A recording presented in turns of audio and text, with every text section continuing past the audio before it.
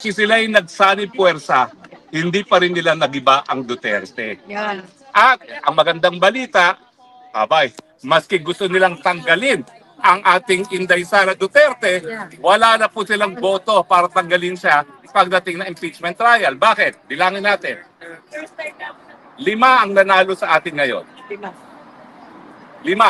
Bongo, De La Rosa, Marcoleta, Villar, Marcos. Meron pa tayong isa na Robin Padilla. Ngayon, sino pa yung mga nanunungkulan ngayon? Well, nandyan po yung 2 Cayetano. Nandyan po ang Joel Villanueva. Nandyan po ang 2 Estrada. 11 na po yan na sa tingin ko boboto para kay Inday Sara. Bakit? Kasi 11 yan, lahat yan pinangampanya ni Inday Sara kung hindi ng 2016 ng 2019. Diba? So tingin ko, wala na po yung impeachment na yan. At mga kaibigan, ang masaya, yung mga walang ya sa akin sa WAD Committee, bye-bye! Ubadero, bye-bye! Abang, ano yun? Sino yun? Benny, Abante, bye-bye! Paduano, bye-bye! At saka mga kampon ni Joe Masison na nangarap mag-senador, si Castro, bye-bye! Sino pa isa? Yung isa pang babae, Rosas, bye-bye! Ayan, basura.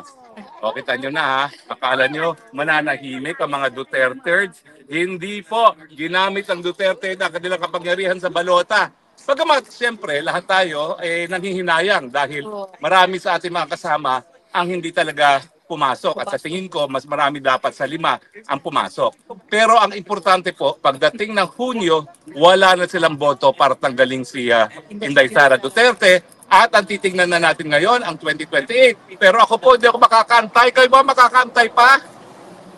Kung nung dati, sa kasagsagan na kapangyarihan ni Marcos Jr., napahina natin siya. Ngayon pa kaya na wala na siyang pangil? Ibig sabihin po ngayon, alam niyo ba ibig sabihin ng lame duck? Inutil na talagang presidente ngayon ang Bongbong Marcos Jr.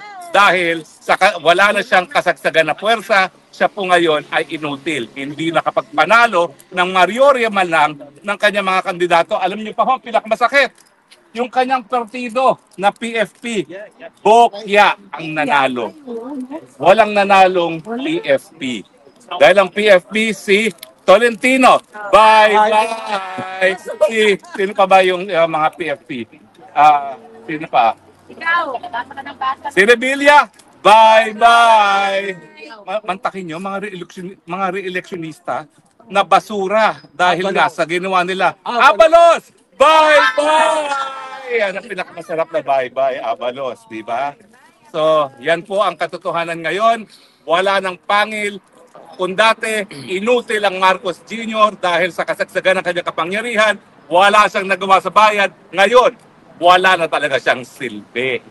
Kaya nga ako, mga kababayan, hindi po illegal na mangarap na mas maaga ang termino ni Inday Sara dahil nasa taong bayan ang tunay na soberenya ang desisyon kung talagang mag-aantay pa ng 2028 o hindi. Kayo ba mag-aantay pa? Hindi! Okay, kayo, mag-aantay pa kayo?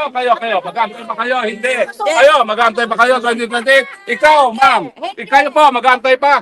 Sino gusto mag-aantay hanggang 2028 bago si Sara Duterte? Nasa kapangyarihan po natin yan. 2 beses na natin napaikli ang termino ng isang presidente. So, kapangyarihan po natin yan at yan po ay legal. Yan po isang ayon sa saligang batas. Kapag lalong-lalo na kung ang presidente ay walang nasa tamang pag-iisip. Kinakailangan natin tamang pag-iisip para makabigay ng solusyon sa problema ng mataas na presyo ng bilihin, kakulangan ng trabaho, mababang sweldo, no? At syempre ngayon po, ang pagbabalik na kapayapaan sa ating mga komunidad.